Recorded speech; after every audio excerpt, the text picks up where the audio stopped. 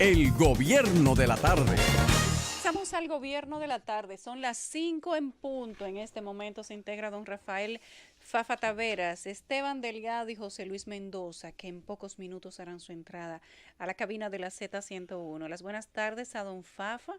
Hoy es viernes, cerramos una semana y estamos a 5 de abril. Don Fafa, el mes de abril es un año histórico y usted de historia sabe. El mes de abril y febrero vamos a fundirlo nosotros para que lo celebremos juntos, lo de febrero y lo de abril. Te apoyo en eso. Bueno, a todos nuestros oyentes, un saludo muy especial por estar en contacto con nosotros y ver cómo viene este abril, que es, ya no era marzo, pero ahora va a ser abril, el mes de la definición. ¿Tú crees que va a ser abril, Fafa? ¿Y por qué? ¿Cómo? Yo no creo que sea abril. Ya está definido. Lo que tú han hecho es oficializar la definición. ¿Y cuál va a ser la definición? ¿Tú no viste el ex síndico de Santiago? Ex síndico. El ex síndico de Santiago, reformista. Ajá. Suet. Pasando al PLD. A Danilo. Además, lo de la sesión de la Suprema es una muestra también de que ya está ¿Qué tú todo opinas, claro. Fafa, de ¿No? eso? ¿Qué tú opinas de... Bienvenido a Esteban Delgado. ¿Qué pasó, Fafa, con lo de la Suprema? Porque hicimos un análisis y ustedes no estaban aquí. Jenny Berenice y Miriam eran las dos personas que han probado en la justicia que tienen alguna autonomía. Yo esperaba que Jenny Berenice quedara. Yo también, y ninguna de las dos la sacaron. Entonces, yo Así creo es. lo que sí, efectivamente, como un presidente no va a usar su influencia y su autoridad que tiene ahí para tratar de poner gente que no le perturben. Y eso es lo que ha pasado. Esteban, buenas tardes. Yulisa Céspedes, José Luis Mendoza, donde quiera que se encuentre, don Luis de Alcántara. Saludos a los amables oyentes de la Z101, el gobierno de la tarde. Creo que, bueno, ese es reiterativo con ese tema que ustedes se refieren de la Suprema Corte de Justicia. Es normal, porque es lo nuevo. Sí, pero digo, se es reiterativo en el sentido de que ocurrió lo que todo el mundo esperaba, bueno, todos los que le dimos seguimiento al tema esperábamos que iba a ocurrir. O sea, no hay sorpresas y si hay algunas cosas que lamentar, hay como quiera opiniones divididas en torno a gente que entiende que la selección fue una selección buena, una selección correcta, incluso vemos reacciones hasta el sector empresarial y bueno, también los que entienden que la selección... El empresariado no choca con el presidente. Y que la selección también fue incorrecta. Yo particularmente, de manera particular, pienso que no se ve bien y que no es adecuado sacar a un funcionario del gobierno, miembro del partido de gobierno, para llevarlo a la presidencia de la Suprema Corte de Justicia. O sea, no lo vi bien cuando ocurrió eso con Mariano Germán y tampoco lo veo bien en este caso. Claro, esa es mi opinión particular, la opinión que puede tener cualquier persona. Nos puede hacer quedar mal. Yo siempre he dicho, y no es un santo de mi devoción, no es alguien con quien me he relacionado, pero viéndolo desde afuera en términos de gestión en el área donde o en la tarea que que le asigna su puesto, lo ha hecho relativamente bien, y me refiero a Miguel Vargas Maldonado. O sea, cuando lo designaron secretario de Relaciones Exteriores, yo dije, bueno, ahora sí se embromó la cosa. O sea, en entendido que ahora sí va a ser peor, porque ahí estuvo Carlos Morales Troncoso, que entonces era una dádiva política el ministerio. Pusieron a Andrea Navarro un tiempito, luego entonces ponen a el presidente de otro partido también aliado. Yo dije que eso iba a ser un desastre. Sin embargo, entiendo que la gestión que él ha desarrollado como ministro de Relaciones Exteriores no ha sido, o sea, tiene luces que exhibir en términos del manejo que ha dado a la política exterior de la República Dominicana. Claro, ha cometido sus errores. A lo que me refiero es a que tal vez, posiblemente, como vamos a tener este presidente de la Suprema Corte de Justicia por lo menos 7 años corrido, por lo menos, ojalá desempeñe una labor de cierta autonomía e independencia en cuanto a las funciones que le están siendo encomendadas, independientemente de sus vínculos o relación con el partido de gobierno. Tú sabes que la gente depende de las circunstancias. No es un problema al margen de lo que pasa, que tú puedes enjuiciar a nadie. El elegido puede sorprender con una conducta que disipe las legítimas dudas que se han puesto en evidencia con él. Un funcionario de una instancia demasiado importante en el gobierno y del Partido de la Liberación Nacional. Y entonces lo ponen a que sea el jefe de la Suprema. Todas las legítimas sospechas que eso acarrea es natural, pero yo no creo que hay ninguna sorpresa. No hay ninguna sorpresa. Yo insistía siempre que el presidente, yo lo entendía el presidente, no podía poner ahí un grupo mayoritario en la Suprema Corte de Justicia del que él no estuviera seguro que lo iba a proteger. Y eso es lo que ha pasado. De resto ya es un tontería. Sí, eso, aunque yo estoy de acuerdo con Eddie Alcántara cuando dice que los representantes del del Partido Revolucionario Moderno, si bien eran minoría en ese Consejo Nacional de la Magistratura, debieron tener una participación más activa. Me da la impresión de que el PRM sí sabía lo que no quería en esas elecciones,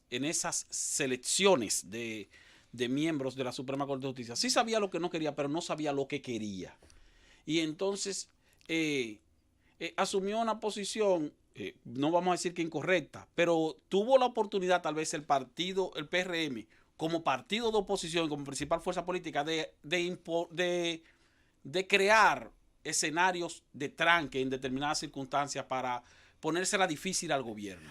No vamos a decir que se le iba a imponer al gobierno, pero sí se la podía poner difícil al gobierno. Fíjate un asunto, por ejemplo, cuando el PRM dice que va a presentar o que va a proponer a doña Miriam Germán como presidenta de la Suprema Corte de Justicia, fue a propósito de lo que ocurrió con Miriam Germán por el tratamiento que recibió de la Procuraduría. No precisamente porque originalmente tuviera su propuesta de llevar o de proponer o de presentar a Miriam Germán como presidenta. O sea, de manera coyuntural les dijeron, bueno, como se ha armado todo esto, entonces vamos a proponerla como presidenta, que finalmente tampoco la propusieron como presidenta. O sea, lo que te digo es que no quiero que se interprete como que estoy queriendo politizar el tema. Lo que digo es lo contrario. No, lo que digo es lo contrario.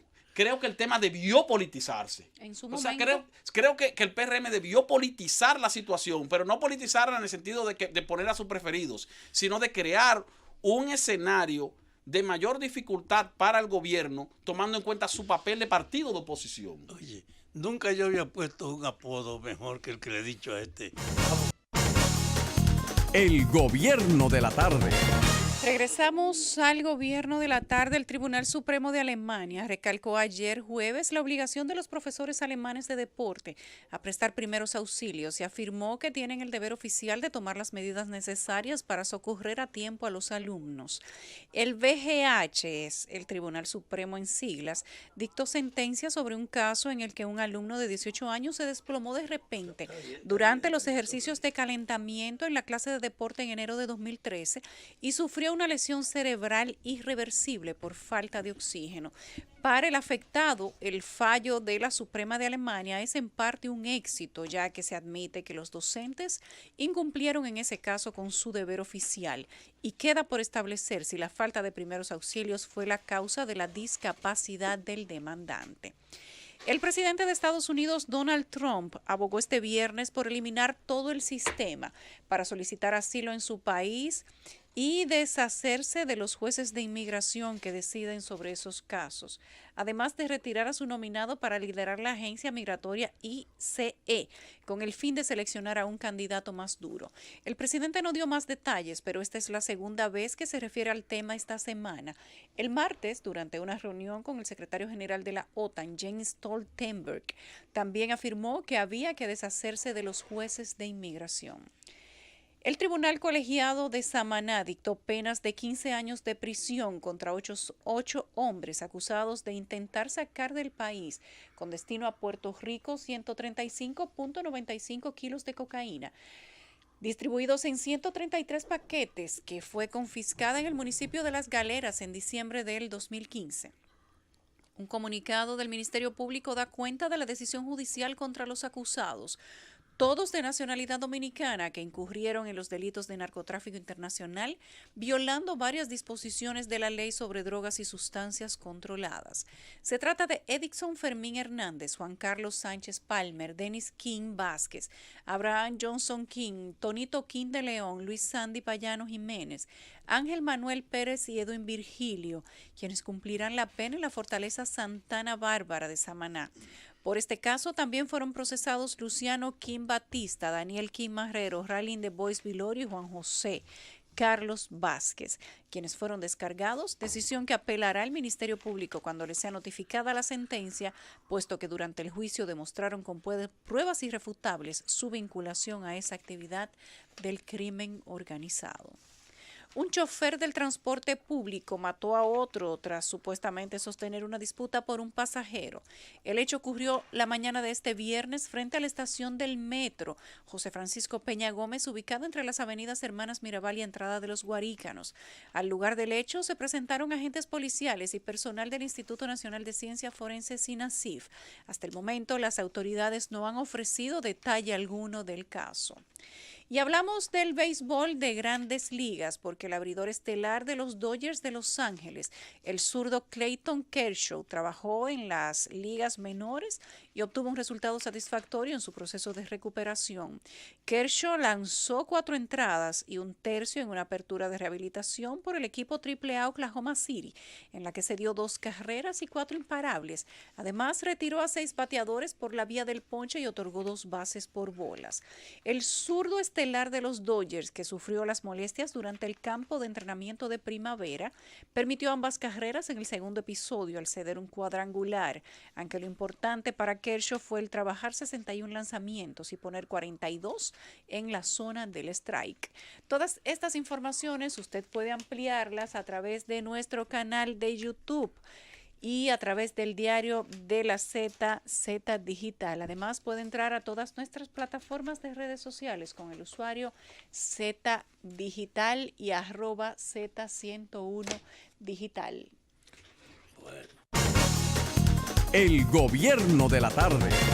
Regresamos al gobierno de la tarde gracias al Tribunal Constitucional que nos ha enviado el anuario del 2018 del Tribunal, año del 25 aniversario de la reforma constitucional del 1994. Gracias y hacemos acuse de recibo del mismo, un libro Súmame a tu amplio. gracia. Fafa se suma a mi gracia y todo el equipo, porque nos enviaron uno a cada uno, un libro bastante amplio, 674 páginas tiene, así que podría ser esta la lectura del fin de semana. Y gracias también a la Dirección General de Pasaporte que nos ha enviado un presente de lo más bonito y agradable, a doña Aura Toribio, la directora general de Pasaportes. Gracias por tenernos presente, Fafa. Qué bien, doña Aura. Mira, yo he estado insistiendo aquí en que estamos asistiendo a un momento trascendental que es el relevo de la hegemonía global. Es decir, Estados Unidos desde el 18 del siglo pasado ha estado al frente imponiendo los rumbos o decidiendo, ignorando cualquier tipo de vinculación a ninguna institución, incluso las Naciones Unidas, la UNESCO y cualquier otra, convirtiéndose en un apóstol de la lucha contra el supuesto comunismo en muchos sitios, a base de tumbar cualquier gobierno que no fuera de su confianza. He dicho que estamos frente a esta situación en que ahora estamos asistiendo al relevo de su hegemonía. Y quiero leerle esto entonces. Hace pocas horas, luego del cierre del día de hoy de la bolsa de Shanghái, con el lanzamiento triunfal de los contratos a futuro de petróleo en petroyuanes, es el relevo del dólar que está en confusión, en respuesta contundente a Trump, a sus exportaciones en cadena, tal vez de la Cancillería de la República Popular China, Juan Chunqing declaró lo siguiente: altos cargos de Estados Unidos afirman que la era de la rendición comercial de su país ha llegado a su fin, pero creo que se equivocan. es su hegemonía, es su intimidación que ha terminado. Es su intimidación que ha terminado. Estados Unidos debe volver a respetar las leyes internacionales, dejar de ahogarse a mutuo propio, ni derechos ni mandatos extraterritoriales. Debe de aprender a respetar a sus similares para así salvaguardar unos intercambios diplomáticos y comerciales transparentes y no discriminatorios. China y Estados Unidos han negociado en el pasado otras fricciones con buenos resultados, así que las puertas del diálogo están abiertas siempre que sea sobre la base del respeto y el beneficio mutuo, pero mientras persistan estas nuevas fricciones comerciales planteadas, China de manera recíproca, unilateral, informa al gobierno de los Estados Unidos de América y al mundo entero que procede en lo inmediato a imponer aranceles a 128 productos originarios de los Estados Unidos, pechados con un 25% de arancel, y en vez de se comienza a considerar la idea de cesar en la compra de la deuda pública estadounidense. Es todo y buenas tardes. Señores, el dragón no esperó ni 24 horas del lanzamiento del Yuan Oro, para lanzar su primera mirada de fuego y rugir a todo el pulmón el fin del mundo, señores. El sancionador empedernido ha sido por primera vez en su historia sancionado. Nunca antes funcionario chino alguno había amenazado con reducir o dejar de comprar bonos soberanos estadounidenses, ni en los tiempos más candentes de la Guerra Fría de Estados Unidos versus la URSS se había dado declaración con semejante tono. Ahora, Trump, ¿qué va a hacer? Es una demostración de que es verdad que estamos asistiendo a la lucha por el relevo de la hegemonía de Estados Unidos. Y eso, junto con todo el proceso de la tecnología y de la masificación de la comunicación, repercute poniendo a Estados Unidos a la defensiva, dejando de imponer en los caminos como él creía. Y ahora, Estados Unidos, que era quien imponía a los otros las sanciones, es objeto de una de ellas. Y China, teniendo la base de eso que tiró allá, el Yuan Oro, que su moneda tiene respaldo en oro, y Estados Unidos le quitó el respaldo en oro al dólar, propiciando de esa manera el más grande y turbio de los negocios, tal vez la mayor estafa de la historia, porque un dólar lo más que vale es 15 centavos de dólar, la de 100 pesos, y se vende, lo exporta por el valor que dice su número. Es decir, Estados Unidos, gastando hasta 15 centavos en un dólar, lo exportaba con préstamos, con mercancías, con todo, a base de explotar a la gente diciéndole que lo estaba ayudando. Ahora, con el dólar sin respaldo en oro y con media parte del mercado mundial fuera del dólar, como es el mercado de China, de la India y de Rusia, ese mercado son el 40% de la población mundial.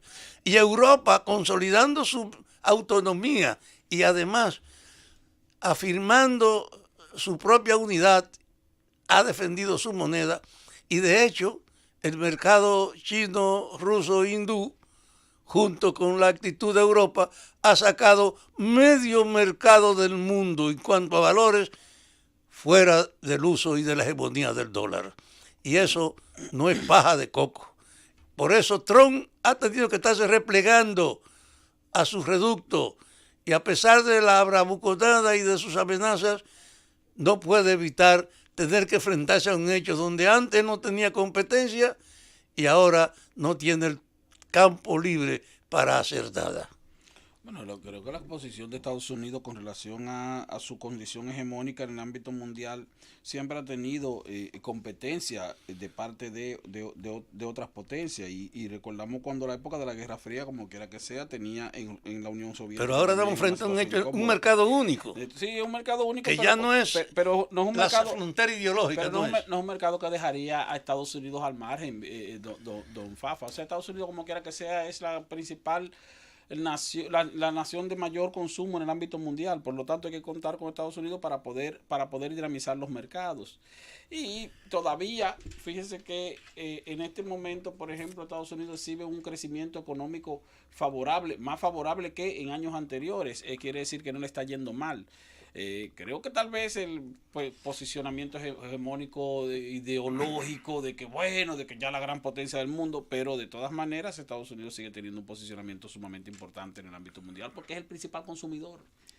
No pueden contar los hindúes y los chinos con que van a desarrollar cualquier tipo de negocio sin la posibilidad de tomar en cuenta o en consideración el poder de consumo que tiene Estados Unidos porque es el que garantiza el dinamismo. Pero lo que estamos hablando de la hegemonía que tenía en una forma absoluta Estados Unidos. Es que nunca ha tenido hegemonía. Ya se le están discutiendo. Nunca ha tenido hegemonía absoluta. ¿Cómo que no? No, absoluta nunca la ha tenido porque siempre ha tenido competencia. Pero vamos a poner, por ejemplo, la época quizás tal vez de mayor hegemonía visualizada hacia América, que era la época de la Guerra Fría, y aún así tenía entonces en el mundo a un competidor o a una potencia que le enfrentaba de manera activa y constante como era la Unión de Repúblicas Socialistas Soviéticas. Que no existe la Guerra Fría. No, que no existe, pero lo que en ese nivel dejó de ser lo que era el jefe del mundo. Lo que le quiero decir es que siempre ha tenido competencia. Siempre ha tenido competencia. Estados y Unidos aún así sigue siendo jefe de una parte importante del mundo. En el caso de República Dominicana, por ejemplo, debemos reconocer que nuestro jefe en el ámbito mundial es Estados Unidos y que no podemos hacer muchas cosas sin contar con el apoyo de Estados Unidos o sin consultar a Estados Unidos para una cosa o para otra. Las legislaciones más importantes que se han aprobado en la República Dominicana son legislaciones que vienen influenciadas o impuestas por Estados Unidos. La relación comercial nuestra en el ámbito mundial, como quiera, nos obliga a tener varias Estados leyes Unidos, que fueron impuestas de no, manera literal por Estados Unidos. Sí, no, de manera incondicional. Yo recuerdo, por ejemplo, y podemos hacer una lista. Pero además leyes que son de suma importancia para el país. De hecho, la ley de compras y contrataciones esa fue una importación americana, eso fue un regalo totalmente. Que nos mandaron. Recuerdo incluso como ahora mismo. Y no solamente esa, la ley que ahora combate el dinero ilícito, el lavado, la ley contra el lavado, es una ley americana. Es una ley americana. Pero no solo eso, mira, yo te digo, recuerdo lo de la ley de compras y contrataciones, porque cuando entró en vigencia el Tratado de Libre Comercio con Estados Unidos, eso firmó a finales del 2004. O bueno, no a finales del 2004, en el 2004. El asunto es que el tratado entró en vigencia en el 2007. Recuerdo incluso al embajador Hans Hertel cuando varias veces llegó a decir, porque entonces salió malo. Ay, qué malo. Porque el Tratado de Libre Comercio no entraba en vigencia porque Estados Unidos reclamaba la aprobación de varias legislaciones, entre ellas esa ley de contrataciones públicas, que fíjate que es del año 2006.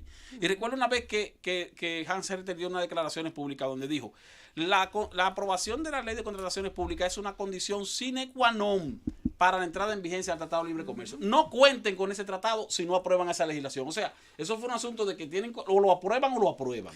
Y efectivamente así se hizo. O sea, y como quiera que sea, tampoco podemos verlo como algo negativo, porque son legislaciones que... Lo que estaba mal era que nosotros no tuviéramos la capacidad motu propia de generar una legislación que fortalezca la institucionalidad del país. Pero mira. Y que tengan que venir otro a meternos Estados Unidos tenía una batuta imponiendo a todo el área bajo su control e influencia sus orientaciones, dependiendo del nivel de desarrollo de cada comunidad.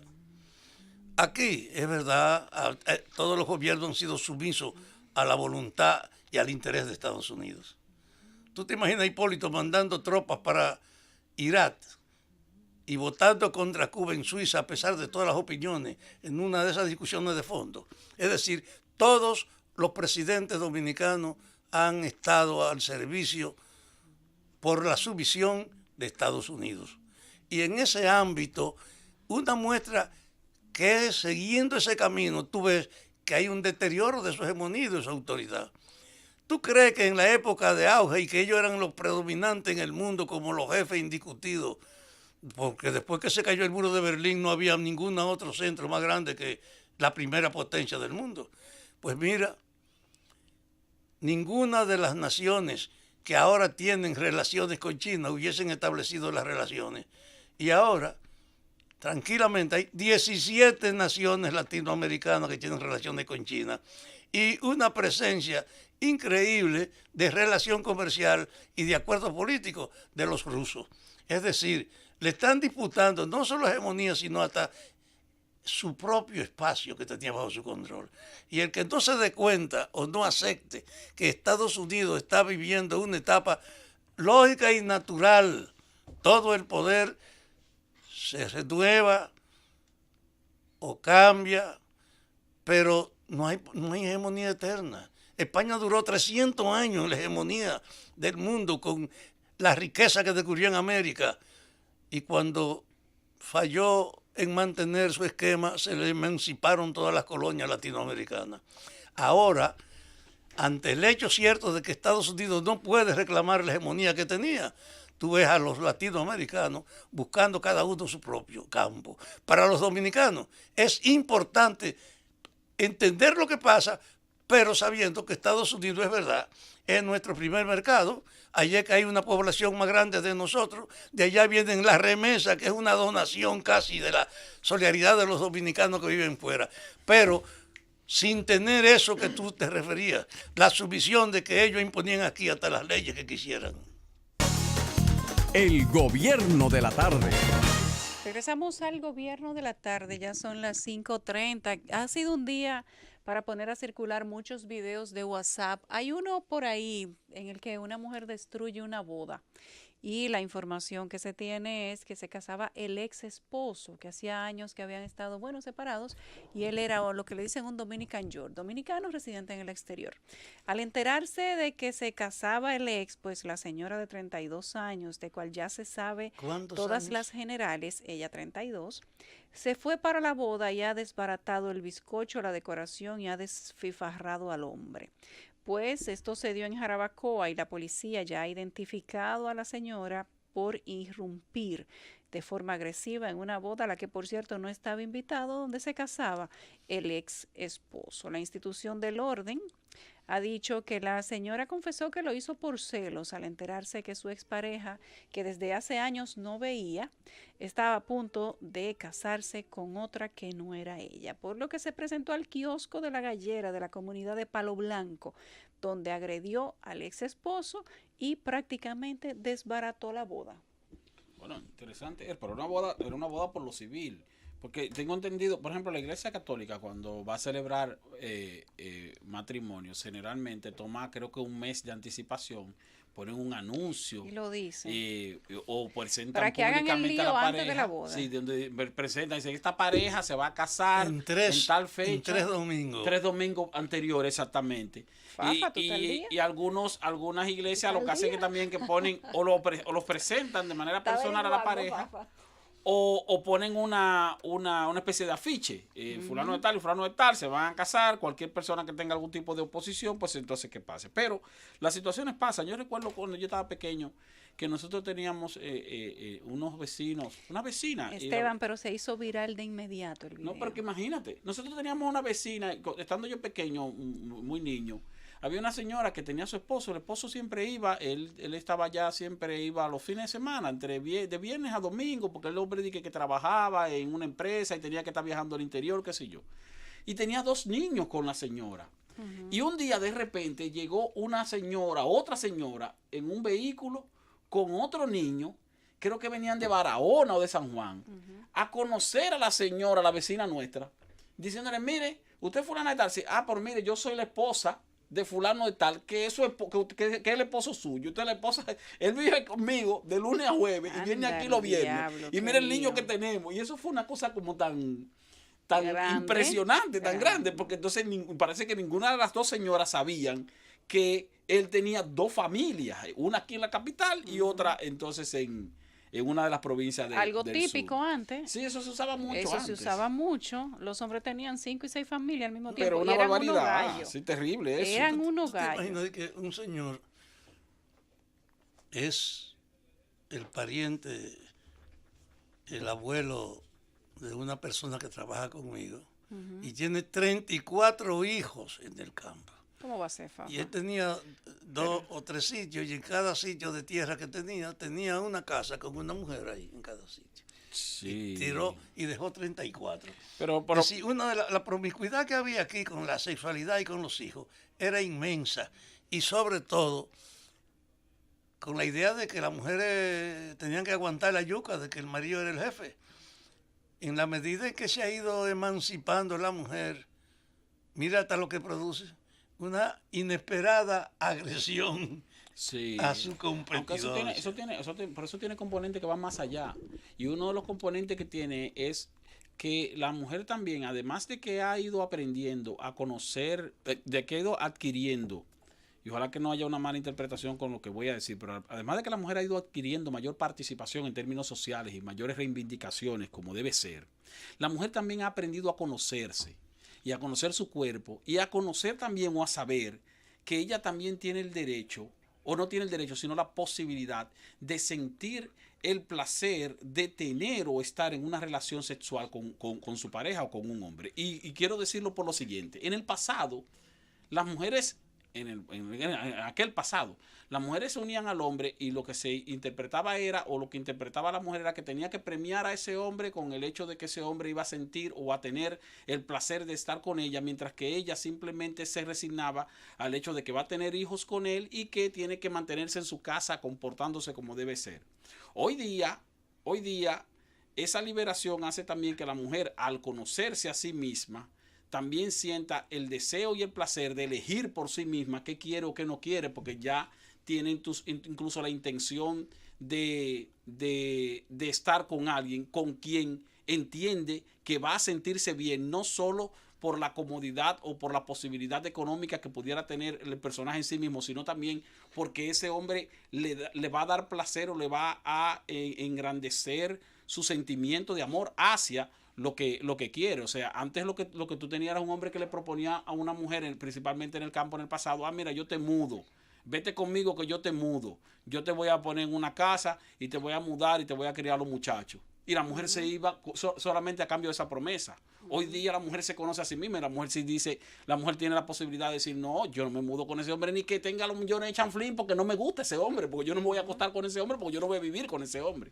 Entonces, el hecho de que con el tiempo la mujer también se haya ido conociendo a sí misma, tanto en cuanto a las reivindicaciones que lleva la mujer o que recibe la mujer o que ha ido adquiriendo la mujer en términos sociales, pero también en cuanto a la capacidad de saber que el placer sexual no es solamente el placer sexual que sentía el hombre en el pasado, sino también que ella siente placer y tiene el derecho de elegir con quién quiere sentir ese placer o con quién quiere pasarse su vida. Está muy fuerte usted y que casándose y que te salga de ahí aruñado, Esteban.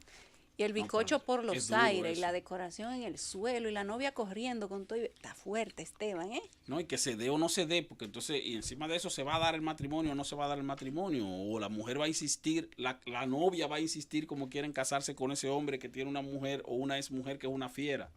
O sea, es complicado eso, desde todos los puntos de vista. Ay.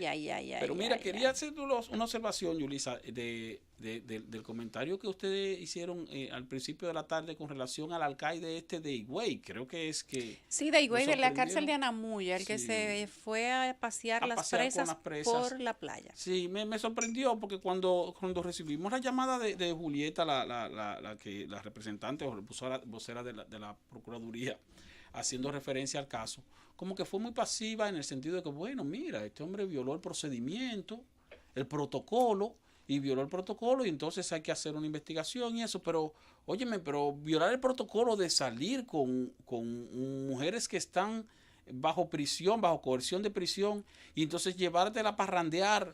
O sea, entonces uno se pregunta, y a veces hemos escuchado a José Luis que lo menciona mucho eso, uno se pregunta, ¿qué está pasando con las mujeres en las cárceles, principalmente en los pueblos del interior, ¿qué está pasando también con los menores en los centros de reclusión de menores?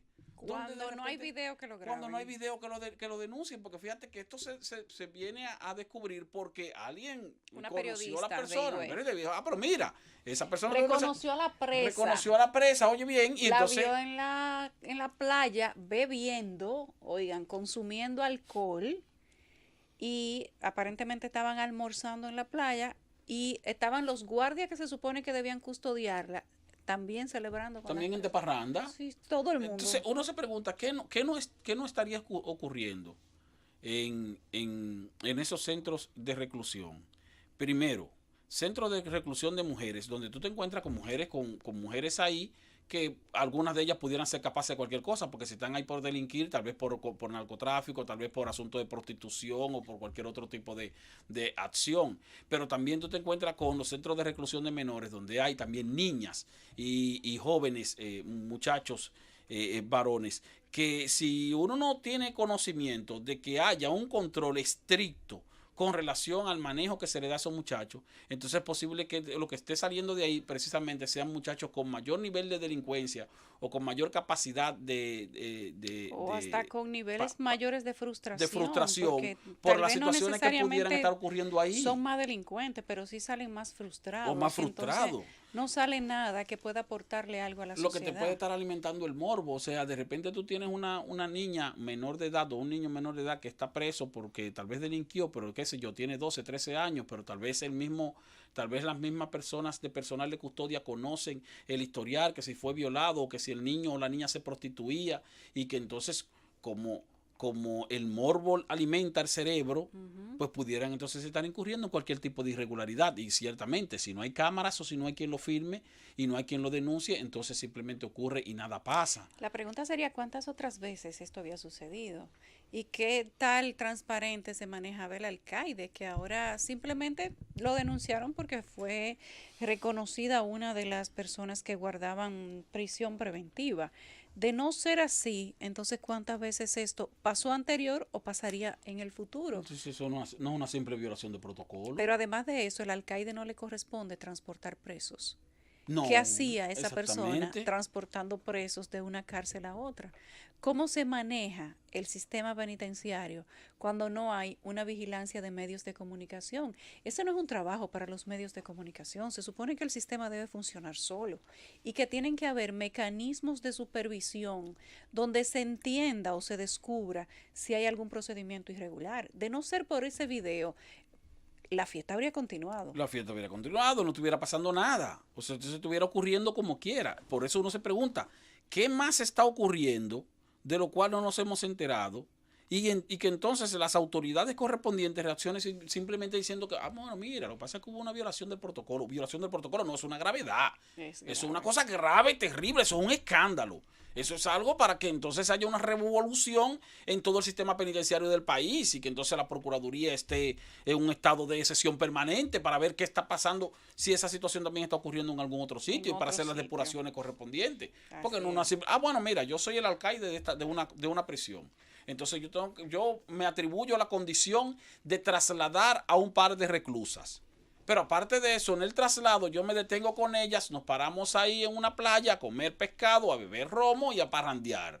Y entonces luego sabrá Dios dónde terminamos para posteriormente volver otra vez a la cárcel correspondiente. Entonces yo te digo, eso es una simple violación de protocolo. Pero si es una simple violación, porque uno dirá violación de protocolo que tal vez tenía que tener la esposa puesta y no la tenía, o que tal vez debía tener, qué sé yo, algún tipo de cintillo de localización y no lo tenía puesto. Pero violación de protocolo de irnos a beber y a parrandear y luego entonces a tomar bebidas alcohólicas. De libertad por un tema de narcotráfico. Claro. Ojo, que tampoco es por cualquier cosa. Tú estás hablando de una reclusa, de un tema tan grave como el narcotráfico, que también pudo haber salido de ahí a otra cosa. Sí, o que también puede tener... O podría estar operando desde la cárcel. Tener algún otro tipo de influencia suficiente como para motivar a guardias y a la principal autoridad de un centro penitenciario a salir a centros públicos a tomar bebidas alcohólicas. Y entonces, ¿qué otra influencia no tendrán personas que estén presas por narcotráfico, para entonces hacer cualquier otro tipo Y que tal vez de estén actividad. haciendo lo mismo. Esa es la pregunta. El gobierno de la tarde. Regresamos al gobierno de la tarde, iniciamos con los comentarios y el primero de este turno le corresponde a Esteban Delgado. Gracias, Yulisa, gracias a los amables compañeros aquí presentes, los amables oyentes de esta Z101, el gobierno de la tarde. Entre una cosa y otra, y dado el revuelo que ha causado, por supuesto, y la atención que se ha llevado lo relativo a la selección de los nuevos miembros y presidentes de la Suprema Corte de Justicia, pues entonces algunas cosas tal vez pasaron como un poco desapercibidas, y entre ellas está el informe que presentaron los economistas, el sexto informe de economía dominicana que presentaron los economistas Rafael Espinal, coordinador de la carrera de economía de INTEC, junto con Pavel Isa y Carlos Ramos. Hicieron un desarrollo de la situación que vive la República Dominicana en términos económicos a propósito del crecimiento de la economía, pero también de un paquete de reformas que es preciso desarrollar. Y toman como referencia también, por ejemplo, la necesidad de reducir la evasión fiscal o la necesidad de hacer una gran reforma fiscal o tributaria en la República Dominicana para precisamente contribuir con el enfrentamiento de la evasión fiscal. Pero toman como referencia unas declaraciones que da la Dirección General de Impuestos Internos, en el sentido de que, por ejemplo, en la República Dominicana la evasión del impuesto sobre la renta estaría rondando el 60%. Cuando uno analiza las recaudaciones del gobierno dominicano, de la DGI, del impuesto sobre la renta a personas físicas y a empresas, se da cuenta de que el año pasado, por ejemplo, las recaudaciones del impuesto sobre la renta sumaron 139.500 millones de pesos, más o menos. Si eso solamente es un 40%, quiere decir que la evasión llega a 210.000 millones de pesos, que sería el 60% que se estaría evadiendo. Y que tal vez en vez de recaudar 139.000 millones de pesos, se deberían estar recaudando por impuestos sobre la renta 348.000 millones de pesos. Bueno, claro que no se puede aspirar a tener una evasión cero, pero si es un 60%, un 60% es una cantidad importante. E imagínense que baje de un 60% a un 20%. Entonces ese 40% sería o implicaría duplicar las recaudaciones que se tienen hoy día por el impuesto sobre la renta, que es una de las principales fuentes de recaudación. O el caso del ITEVIS, por ejemplo, que se tiene entendido que las recaudaciones que la evasión en el ITEVIS es de un 41-42%. Si la evasión en el ITEVIS es de 41 y 42%, y hoy día las recaudaciones de ITEVIS llegan a 106.000 millones de pesos, entonces se está evadiendo 71.000 millones de pesos. O sea que reducir a la mitad el nivel de evasión del ITEVIS en la República Dominicana implicaría un aumento del ingreso en por lo menos 36.000 millones de pesos, porque ese 41% son 71.000 millones de pesos que se están dejando de recaudar. Pero también vimos el pasado lunes al propio director de Impuestos Internos hacer referencia a que nosotros tenemos una evasión de impuestos de lo que se le cobra a las bebidas alcohólicas y a los cigarrillos por el orden del 42.2%. Y entonces yo hice un cálculo estimando que cada punto porcentual de los impuestos que pesan sobre esos productos son 556 millones de pesos, entonces ese 42% implica una evasión de 22.000 millones de pesos. Se está evadiendo aquí 22.000 millones de pesos por impuestos a los rones, cervezas y cigarrillos, principalmente rones y cigarrillos, porque en la cerveza aquí solamente hay una sola empresa y entonces no tiene forma de evadir, porque si controla el 95% del mercado se sabe dónde ir para cobrar los impuestos correspondientes. 22.000 millones de pesos de impuestos a las bebidas de los cigarrillos, 71.000 millones de pesos de ITEVIS, 209.000 millones de pesos de impuestos sobre la renta. O sea, entonces quiere decir que nosotros tenemos aquí un nivel de evasión exageradamente extraordinario, y cuando hablamos de la eficiencia fiscal o la eficiencia de nuestras autoridades recaudadoras, entonces no entendemos cómo que todavía los niveles de evasión continúan tan altos, mientras tenemos un sector empresarial, a propósito de que se celebró ayer aquí el Día de la Industria Nacional. Tenemos un sector industrial hablando de la necesidad de innovar y de la necesidad de desarrollarnos y de la necesidad de conseguir mayores incentivos de parte del gobierno, pero si esos son los niveles de evasión y los que evaden precisamente son los empresarios, entonces uno dice, bueno, por un lado tenemos un sector empresarial que está hablando de la necesidad de ser más competitivos, pero tenemos a un sector estatal recaudador que habla entonces sobre los elevadísimos niveles de evasión que tiene la República Dominicana. Claro, la propuesta que hacen o las observaciones que hacen estos economistas, repito, Pavel Isa y y Carlos Ramos, así como Rafael Espinar, que es el coordinador de la carrera de Economía de INTEC, se enfoca principalmente en una serie de reformas que están pendientes de ponerse en ejecución desde hace años, incluso desde antes del inicio del gobierno de la gestión gubernamental de Danilo Medina. Entre esas reformas está, por ejemplo, la necesaria modificación a la Ley de Seguridad Social 8701, que no puede limitarse solamente a verificar los niveles de rentabilidad de las AFP o a verificar si se está cumpliendo o no se está cumpliendo con tal o cual aspecto de esa legislación, sino que hay que hacer una revisión completa de esa ley, que es bastante amplia, bastante abarcadora, pero que tiene muchísimos aspectos donde hay preocupantes distorsiones, pero también otros aspectos donde no se han puesto en ejecución asuntos que estaban pendientes o que vienen pendientes desde el año 2001, como es el caso, por ejemplo, en la parte que tiene que ver con los servicios de salud, de poner en marcha o en ejecución el llamado régimen tributario contributivo subsidiado, porque solamente se aplica el régimen subsidiado y el régimen contributivo. La otra legislación de fondo que es necesario tocar es la del Código Tributario, ciertamente. Pero también vemos al Fondo Monetario Internacional que en reiteradas ocasiones, siempre que vienen aquí a hacer una revisión del comportamiento de la economía, hacen la referencia sobre la necesidad de una reforma tributaria profunda que no solo se concentre en una ampliación de la base imponible de los impuestos, sino que también se concentre en establecer mecanismos de reducción de evasión fiscal y en establecer también mecanismos para la mejoría de la calidad del gasto público en la República Dominicana. Eso tendría que discutirse en el ámbito de lo que se conoce como el pacto fiscal. Ese pacto fiscal, que es uno de los 3 pactos que manda la Estrategia Nacional de Desarrollo y que se ha quedado en el aire. ¿Por qué? Porque primero se le dio prioridad al pacto educativo, cuyos resultados, a pesar de que está en vigencia, no se conocen porque no se ha hecho una evaluación acabada sobre lo que se acordó en ese pacto.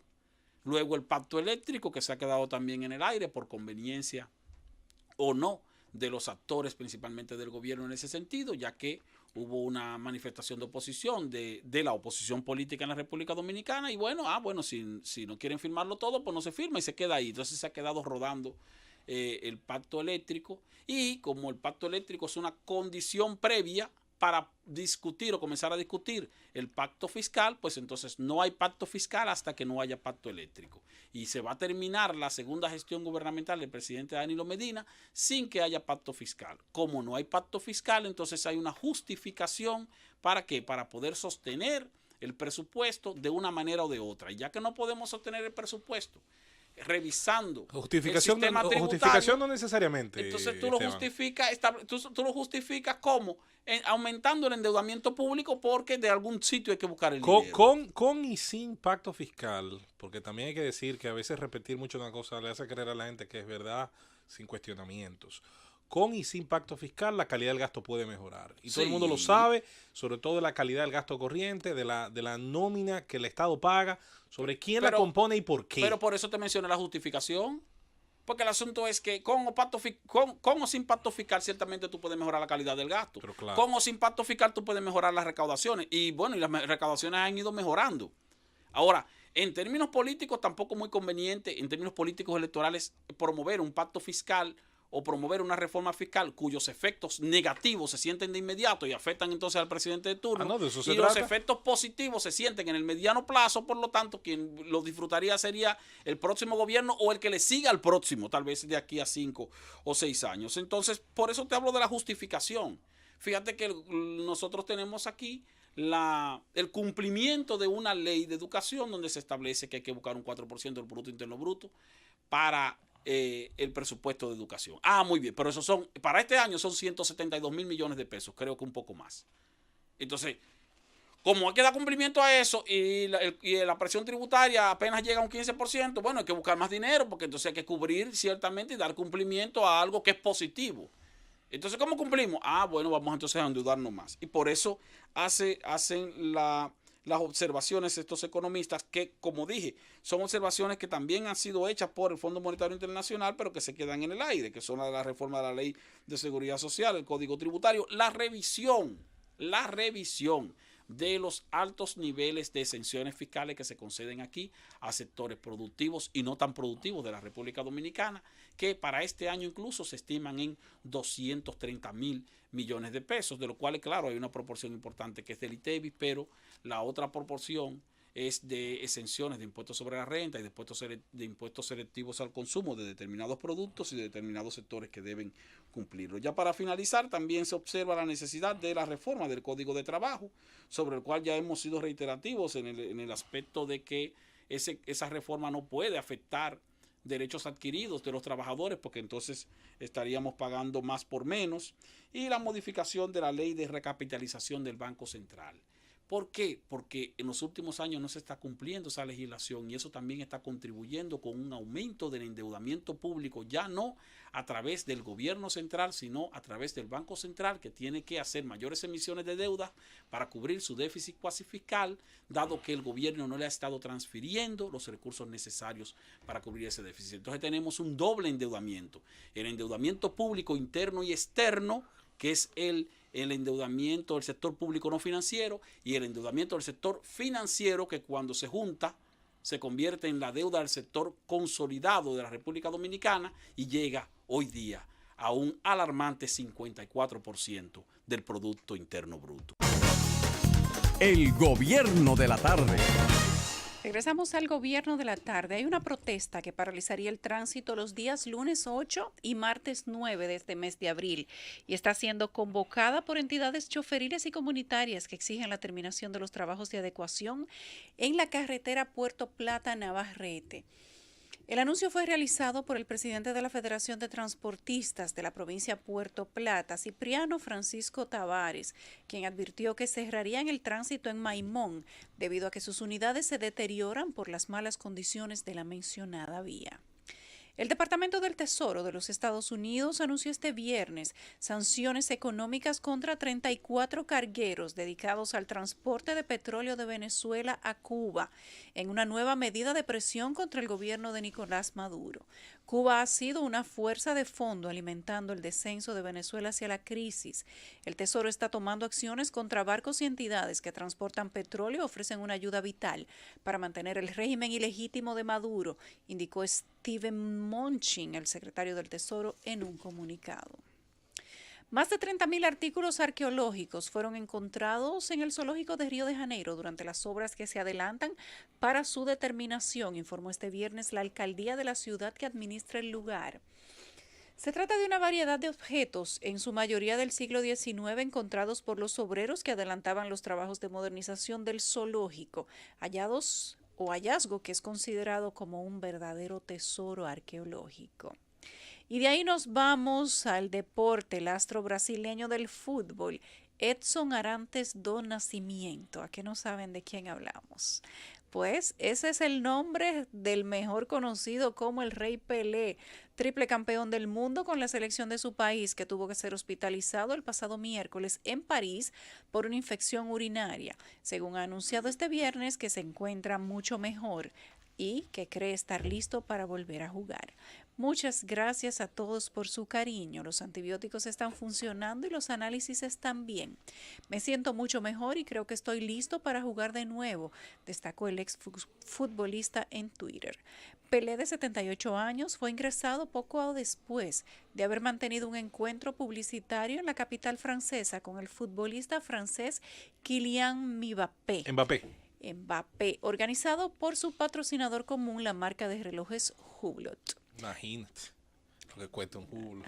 Continuamos con los comentarios y es momento de don Rafael Fafa Taveras.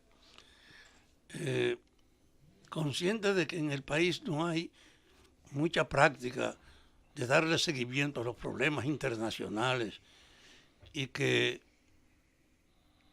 a mucha gente no le preocupan.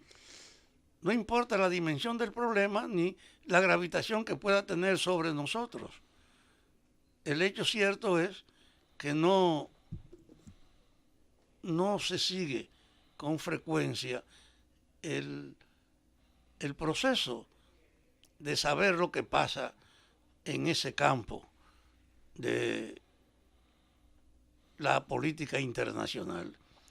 Yo estuve conversando ahorita sobre el problema del hecho de ayer China lanzó su Chen Oro y quiero mostrar otras informaciones que dan una idea de la dimensión de la tensión internacional por el control del mercado.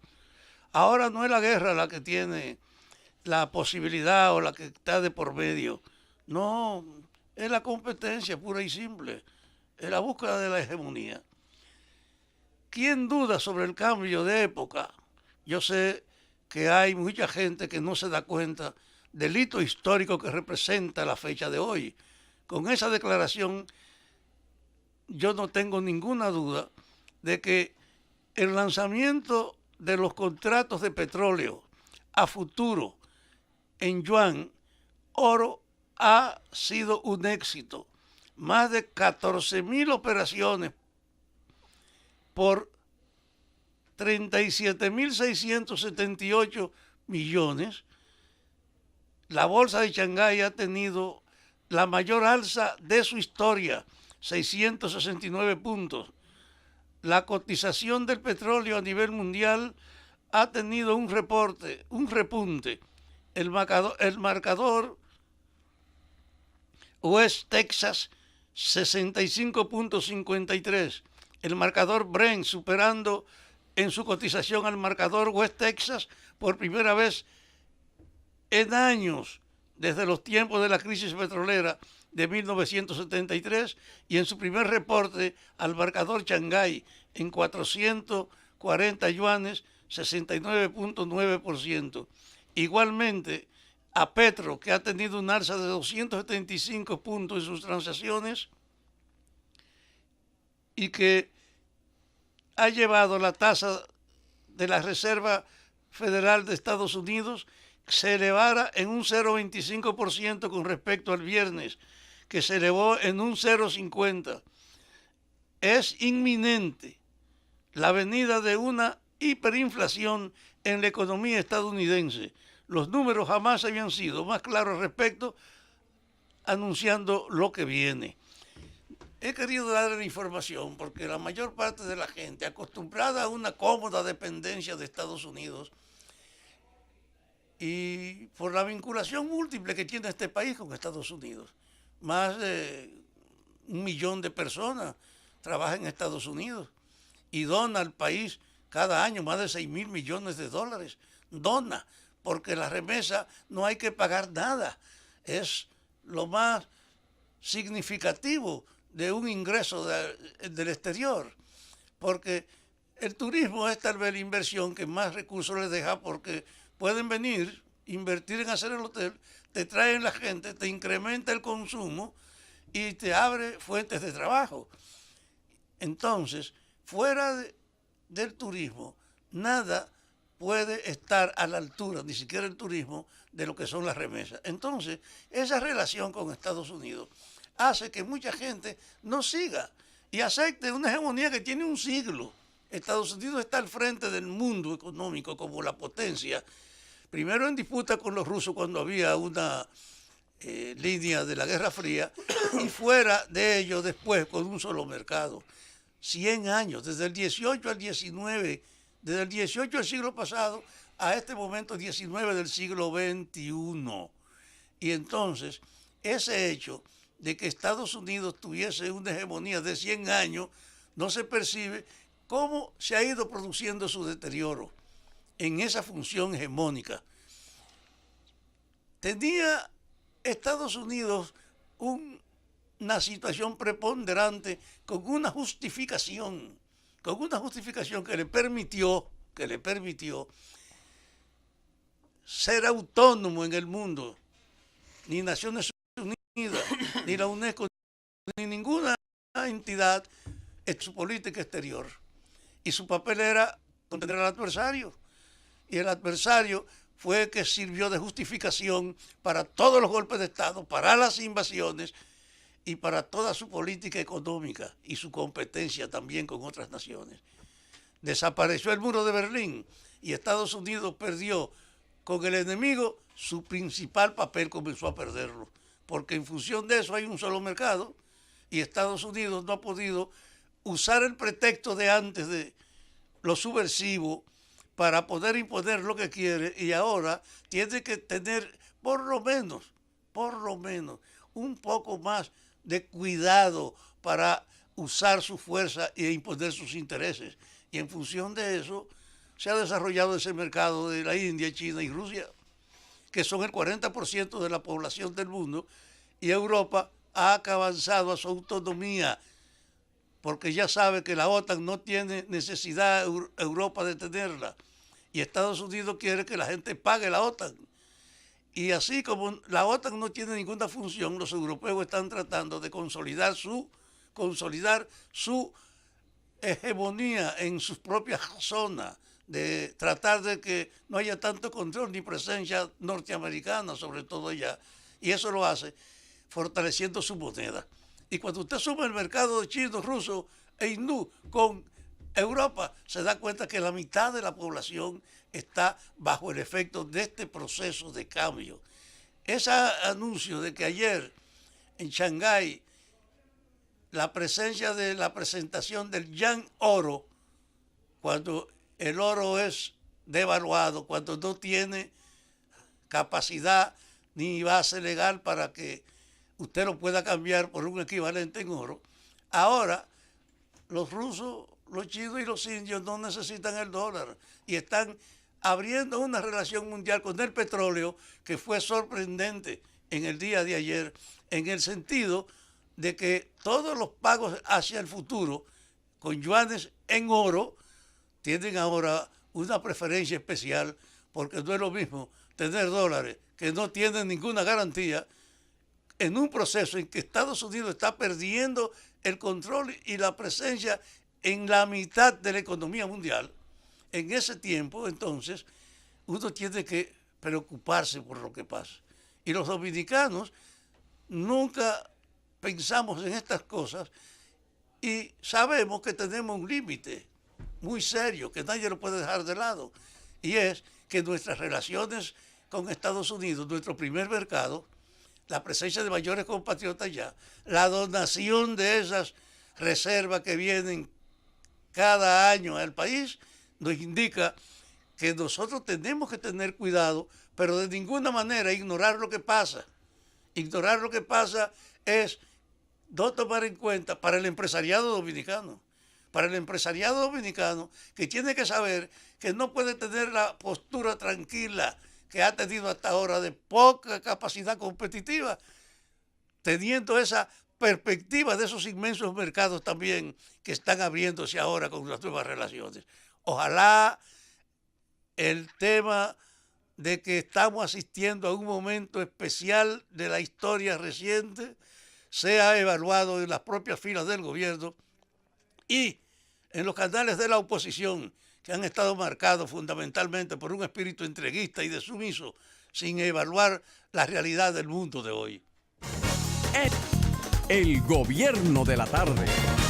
Continuamos con el gobierno de la tarde de este viernes 5 de abril, primera semana del mes de abril, que concluye. Escuchamos los comentarios de todos los miembros del equipo y ahora es el turno de José Luis Mendoza. Muchas gracias. Está culminando una semana que va a dejar por lo menos sembrado un tema de debate permanente, que es importante, sobre todo las reacciones que puede generar en el pensamiento democrático de una gran parte de los dominicanos, y es ya la finalización de la escogencia de los próximos jueces de la más importante de las cortes dominicanas, el más alto de los organismos del Poder Judicial, y sobre todo la discusión relacionada al tema de la proveniencia de una parte de esos jueces. Si bien algunos de ellos tienen pues excelentes propuestas curriculares, siempre va a quedar la importante duda: ¿por qué para presidir la Suprema Corte del país, en tantos casos, hemos tenido que ver pasar por allí a personas de una vinculación en la vida partidista, más allá de lo bueno que pueda ser su historial en materia curricular, en materia intelectual y por qué no incluso en materia profesional? ¿Por qué el presidente de una Corte Suprema de un país que aspira a hacer crecer su Estado de Derecho tiene que salir de una función pública para un partido que gobierna justo durante ese proceso? No debe pasar mucho tiempo, espero, para que quienes hacen carrera judicial permanente, labor judicial de carrera, puedan, de acuerdo al paso de los tiempos, ir encontrando la forma de empujar el respeto hacia su función, hacia su profesión, hacia su preparación, hacia su rendimiento. No veo otra manera que no sea el mismo respeto que se le tiene a los médicos, que se le tiene a los ingenieros dentro de sus distintos cuerpos funcionales. No veo otra forma, insisto, de que se me pueda convencer que no sean jueces de carrera, y como única excepción para formar parte de una Suprema Corte, aquellos que, habiendo hecho vida de los decanatos universitarios, en las clases, en las aulas, en la investigación profesional, hayan tenido allí el soporte para sus candidaturas y no necesariamente en su vinculación partidaria. La vinculación partidaria no tiene nada de malo, usted no es un ciudadano de segunda, pero no para ser juez. Usted puede perfectamente aspirar a muchas otras cosas dentro del escalafón, en mi opinión. Usted puede perfectamente perseguir muchas otras metas, pero insisto que no tiene justificación, sobre todo con la existencia de un conglomerado de jueces que ha estado sentando jurisprudencia, que ha estado interpretando la ley, que ha estado adaptándose sobre todo a un código que cambió hace un tiempo y que procura, en respeto a las garantías, darle otro estado de cosas a la República Dominicana. Se va a discutir mucho, pero la discusión al final es la misma: la preeminencia del interés político sobre el servicio en el Estado. Y a la vez que hablamos de esto, me permito recordar en qué se ha convertido el Estado en nuestros países. Esta deriva de hacer crecer muchísimo más el Estado no es procurando que crezcan los servicios públicos, ni que crezca la calidad de los servicios que el Estado supuestamente está en la obligación de ofertar y otorgar. Total, el tiempo ha demostrado que muchos de estos servicios terminan generando muchísimo más calidad cuando terminan fuera de la administración directa del Estado, y este es un ente regulador que incentiva que otras empresas, sobre todo, compitan para dar la mejor calidad en base a su producto o su servicio. Hay una discusión hoy por hoy en España. España se prepara para unas elecciones a final de este mes. Creo que el día 28 de este mes, si no me equivoco. Y uno de los elementos que más se discute, y qué bueno, porque pienso se puede aprender algo de otras experiencias democráticas, es el tamaño del Estado. España, el Estado tiene, si usted lo mide desde el punto de vista económico, abarca un 41% del Producto Interno Bruto en costo anual. 41%. Es el costo más alto en Europa Occidental. Y decía Juan Ramón Rayo, el economista, para mí estrella de estos tiempos en ese país. Y tiene menos ministerio que nosotros. Sí, pero tiene, ¿sabes dónde está el gran desfase? En materia municipal y en materia de las autonomías. Haberle concedido un pequeño gobierno a 23 autonomías que replican seguridad, educación, que tienen incluso, se dan el lujo algunas de tener hasta embajadas en el exterior, una cosa absurda. Es como si la provincia de Azua tuviera una embajada en Francia. A propósito de Azua, que es la que más municipio tiene también. Barahona nos lleva uno. Cosa increíble. Barahona tiene 11 municipios. 11 municipios. Una cosa impresionante, pero bueno, esas son, insisto, las estridencias que da haber dejado al interés político electoral, al interés populista, entre otras cosas, y al interés de convertir al Estado, como hemos denunciado aquí más de una vez, en el eje central de una sociedad que, por otra parte, debe pensar en los tiempos que Fafa describió, en los tiempos de mercados, de competencia, de innovación y de educación. Preparar recursos humanos, por ejemplo, en la inversión educativa, tratar de que esos recursos humanos estén lo suficientemente sanos, eso es parte de la política de salud, tiene que ocurrir con un fin, que es generar riqueza. Si no, a usted le va a pasar como a la Revolución Cubana, que tiene grandes estándares de educación y salud, pero ¿dónde está la riqueza que generan seres sanos y educados? Como no hay una economía de mercado, ahora se está abriendo, gracias a Dios, y se está poco a poco gestionando la entrada, sobre todo de capitales en el turismo y en otras formas, comienza a verse una luz al final del túnel. De nada me vale ser sano y educado si mi trabajo no genera una riqueza que me haga sentirme satisfecho y que con la cual yo pueda mejorar mi nivel de vida adquiriendo mejor ropa, un vehículo, ahorrar, enviar a mi hijo a educarse al centro que yo considere le da la mejor excelencia académica. Por lo tanto, es importante siempre que entendamos, desde la discusión de la Corte Suprema de Justicia, desde la discusión del presupuesto nacional, desde la discusión a partir de qué queremos ser como país, pensemos en el rol que quieren los políticos tenga el Estado como principal anunciante de los medios de comunicación, como principal suplidor o el cliente soñado, insisto, de toda empresa nacional, para que la lucha sea no satisfacer al mercado y al consumidor final teniendo que mejorar la calidad de tu producto, no. Mi principal idea es suplir al Estado, porque ahí se pueden generar los chanchullos que todos conocemos, los espacios de sobrevaluación, los espacios de incumplimiento, y eso va a ser perfectamente, puede ser tapado o puede ser de alguna manera atenuado por los favores que sabemos se prestan en esa relación tan viciada entre un Estado todopoderoso, entre un mercado mercantilizado, metido en el bolsillo precisamente de las voluntades políticas. Por eso, fíjense que cada discusión que aquí tenemos, casi siempre generada a través de los aspectos económicos, siempre yo insisto, ¿cuál rol juega el Estado dentro de esa discusión? Cuando hablamos de las exenciones fiscales, que es un tema que a mí me encanta, porque soy el primero que dice que deberían ser desmontadas todas al mismo tiempo que se tiene que hacer un nuevo trabajo, una nueva evaluación sobre la estructura de costos que agregan los impuestos que tenemos hoy, tanto por consumo como por renta, como por cualquier otro sentido que se coloquen. ¿Cuál es la razón de la existencia de esos espacios de privilegio, sobre todo para los grandes oligopolios? Señores, no es otra que su concurrencia, no es otra que su acuerdo permanente con las élites políticas. ¿O acaso alguien puede entrar con un rifle a uno de estos ministerios y decir, póngame el kilovatio hora más barato y dame 16 quintales de exenciones arancelarias? No. Eso ocurre como una práctica, eso ocurre como una cultura permanente, heredada y ampliada, agrego yo, donde se sirve con la cuchara grande el que no quiere competencia en su rubro de mercado y se sirve con la cuchara grande quien, cobrando ese favor, le hace permanecer precisamente esas marcas y esos capitales en una condición de privilegio en relación a quienes, por cierto, y no me canso de decirlo, son los verdaderos generadores de empleo cuando usted suma la totalidad en nuestro país, productores medianos y pequeños. Me encantaría que los pequeños hoy estuviéramos diseñando condiciones para que mañana se convirtieran en no solo pequeñas empresas, sino en medianas empresas prósperas y continúen su crecimiento y continúen abarcando más. Hoy, en el espacio especial que se hacía esta mañana desde la Cervecería Nacional Dominicana, veíamos con asombro y me maravillaba ver ese espacio de capacitación que ahora se le está dando a los detallistas desde esa empresa. Hablo de una empresa, fíjense que no hablo de una institución meramente académica, ni siquiera estatal. ¿Cómo hacerle entender al colmadero al que yo le vendo mi producto que él debe tener una contabilidad clara día a día para que sepa cuánto es beneficio y cuánto es costo?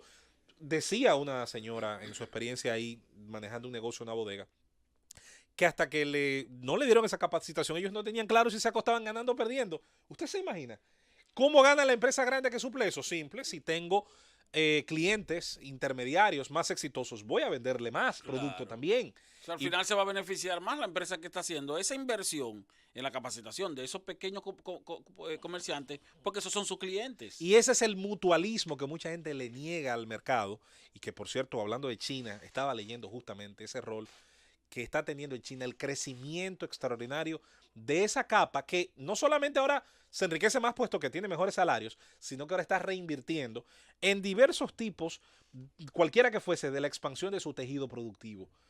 Que, por cierto, si Dios lo quiere y hacemos un viaje que tenemos pensado hacer este año a ese país, me encantaría ver de primera mano, honestamente, cómo se van dando las cosas, cómo se va dando esa transformación en un país donde su ministro de Economía, y con esto cierro, Francis, se dio el lujo de decir en una visita, recuerdo, a Caracas, está televisado, el video está por ahí, cuando le preguntaba al ministro de Economía de ese país, háblenos de los controles, háblenos de las multas, háblenos del mecanismo de coerción a los empresarios. Él dijo, ninguno, pagan sus impuestos, están obligados a generar calidad y empleo y nosotros a incentivarlo. Nosotros le cobramos los impuestos, más nada, porque de eso se trata. Las fuerzas productivas, usted las desata a partir, claro, de formar a sus recursos humanos para ello, de generar una estructura de costos competitiva, pero sobre todo de hacerle saber que no hay más favores que el del servicio de seguridad pública, que de los servicios normales, de asfaltar las calles, de generar infraestructuras y de hacer que se respeten los derechos fundamentales de cada quien. Después de ahí, las empresas se tienen que rascar con sus uñas y el Estado cumplir un rol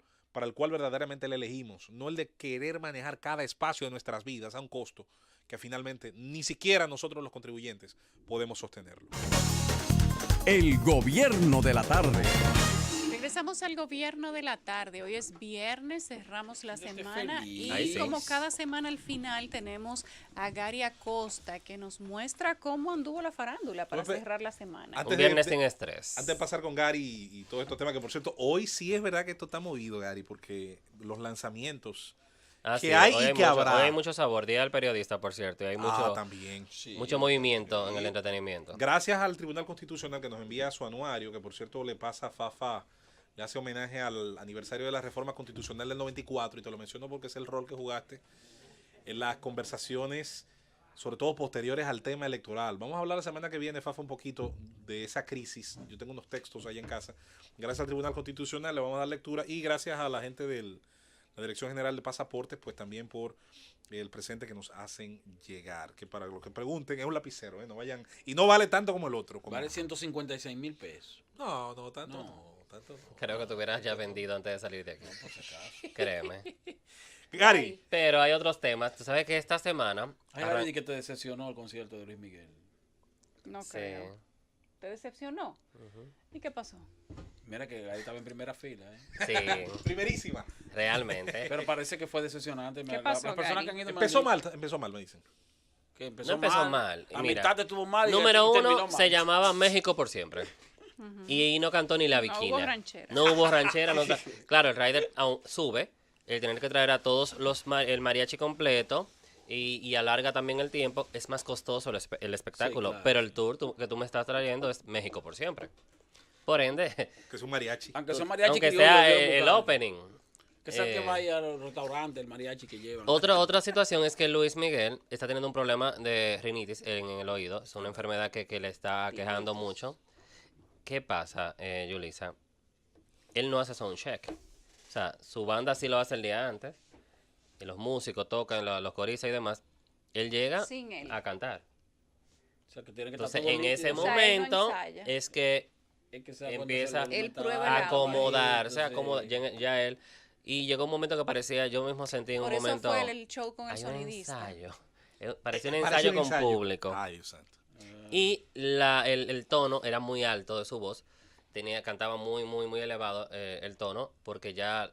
Y la melodía la variaba. El público iba con los músicos y él iba por otro lado en la melodía. Ay, ay, ay. Y tú te quedabas, no, espérate, que mis canciones son de tal manera. Y la selección de las canciones también, que no fue muy... Sí, fue bueno. Fue O sea, bueno. la mayoría fueron los hits Los de hits de él, él, bueno, los éxitos. En esa parte sí. Y hubo momentos icónicos. Y la parte final muy chulo. Con los temas cuando calienta el sol y Sí. todo lo demás. Que la gente lo disfrutó. Pero creo que Luis Miguel debe Tiene que revisar el replantearse un concierto ya. poquito el concepto del show y demás. Y eso que salió esta semana, la gira de Luis Miguel y Marc Anthony como las más lucrativas Sí. en lo que va de año de artistas latinos. Así que mal no le está yendo, pero eso es por las secuelas de la serie. Que la gente se emocionó Fue nueva lo vez. correcto hacer una gira después de la Sí, serie. pero creo que debió incluso... Hay artistas que en las giras pregraban algunos temas en vivo. De una forma de dar un show con mayor nivel de calidad. Hay un Chayanne que como te baila, Sí, hay momentos que tiene que... No, porque Chayanne es otra Cuando cosa. está Hay bailando, una que cuando viene está al bailando- país cuando está bailando próximamente. dobla en parte ¿Viene para, este mes? para no perder Ahora por la en abril, respiración. ¿no? Es que viene Chayanne. Sí, ya pronto, Sí, a no final, recuerdo bien la 25 fecha. abril. 24 o 25 de abril creo que viene. Beyoncé hace momentos también esa parte, Sí, ¿entiendes? para que quede Entonces, para garantizar la calidad. para garantizar la calidad. Pero esta semana no solamente fue Luis Miguel, que ya eso fue el fin de semana pasado. Esta semana la gente estaba enfocada en el récord Guinness de Carlos Silver, cantando, que luego fue lamentable la información de cuando todo el mundo celebraba el récord, el juez daba la información de que no se cumplió como tal Qué por pena, cierta cuestión que yo creo que debe revisarse bien. No se interpretó correctamente, no los se explicó segundos. correctamente lo de los segundos. Y cabe destacar que eso es un montaje que en gasto es de 7, 8 millones de pesos. Él habló de 10, de que tenía una deuda de 10 millones de pesos. Ahora mismo solamente se cubrió 1 millón, o sea que Oh. la mayoría se debe. No, y entonces, porque Guinness no pone un chele para eso, ¿eh? No, ni le da nada. Ni No, le da al nada, contrario. o sea, ni te premia tampoco, o No, sea, al te da- contrario, a ellos hay que pagarles el para juez- que los para que jueces el juez venga, hay vengan. que darle exactamente, Y pagar ese el dinero costo. para que los jueces pudieran venir el día antes, fue David Collado y Vicini que lo dieron para que vinieran. Si no, no llegaban ni Para siquiera traer los los jueces. jueces. Sí. Ahora Una mismo pena. hay unas instituciones tanto del Estado como algunas privadas que prometieron colaborar. Esperemos que cumplan si ya hicieron la promesa. Pero van a llegar hasta ese monto. Habría que ver si llegan a este monto, pero Porque ayudaría está fuerte. ayudaría mucho lo que fuera porque se ¿De qué debe vive más, Carlos se debe Silver? 7 millones aproximadamente. ¿De qué vive Carlos Silver? Bueno, se supone que es cantante. No, él canta en diferentes sitios. Sí. Vale. Pero de Gary dice que se supone que es cantante. ¿Cómo que se supone? No, se No, porque hay supone gente que hace porque otras cosas. últimamente lo hemos conocido Sí. mayormente por lo de los récords, que no es la primera vez. Sí, Hubo una primera ocasión donde frente a Sanville se estuvo presentando, no pasó lo mismo, no se cumplió por... Hay detallitos que quizás hay que analizarlos muy bien.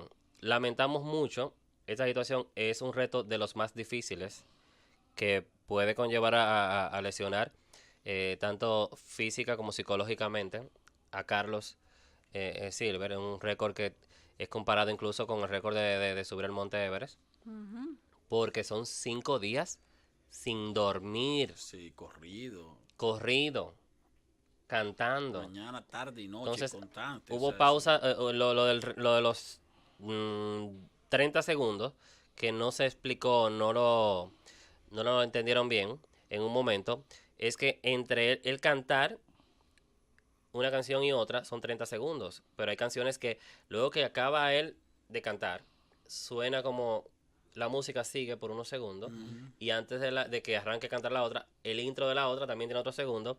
Ahí Claro. se unen unos segundos más los 30 que tomaba, hacía que se alargara. Y Sí, esa especificación... Que no es, o sea, que la pausa No, 30 el intro segundos... musical. la- el intro la- musical. Yo la- te voy a poner un ejemplo ahora que mismo. No, pero que los 30 segundos ese es de su voz. Vamos a suponer. Es No, de su voz. no de la canción, no de la exacto, música. no de la Vamos a música. suponer, tigueraje. Yo agarro, pongo. ¿Tú te acuerdas en los años 90 cuando Toque Profundo sacó la producción Moneda? Todas las canciones tenían un minuto de intro. Un minuto de intro. Entonces tú vas descansando la garganta. Sí.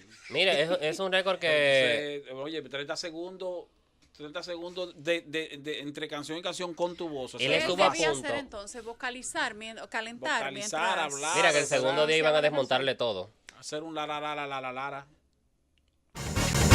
El gobierno de la tarde.